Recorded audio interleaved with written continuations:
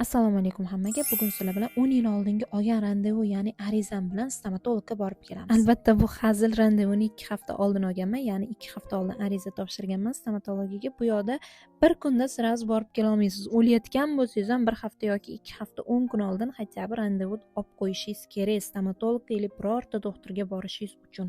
Men shunaqa tayyorlanib olib, yengillikda stomatologiyaga yo'l oldim. Ancha o'ylandim, davolatsammikan yoki O'zbekistonga borishimni kutsammikan deb, chunki menda soliq sigortasi yo'q, shuning uchun juda ham qimmat bo'lib ketadi tishimni davolatishim. Lekin oxiri borishga qaror qildim. 2 hafta oldin randevu oldim, stomatologiyaga bordim. Ma'lumot uchun aytib o'tib ketaman, Turkiyada tish davolatishingiz juda ham qimmatga tushib ketadi soliq sigortasisiz. Bu yerda men o'sha to'lovi qilib, ro'yxatdan o'tganimni ko'rsatib, shifokor kabinetiga yo'l oldim. Vaqtida kelib doktorni chaqirishini kutib o'tiribman. Ha, aytgancha bularda g'alati ekan. Bizda bemorlar bo'lsa ichkarida kirib o'sha yotadi o'zini vaqtida, lekin bularda обезболивающийni qilar ekanda, sirasi tashqariga chiqarib yuborar ekan. O'zimiz chaqiramiz, kutib turing tashqarida deb. Shunaqa qilib tishlarimni juda ham ko'pida muammo bor ekan. Bittasini sug'urib olishdi ham, bittasini sug'urishgani 1000 TL ga, qolganini kanal tedavisi bilan plomba deyishdi.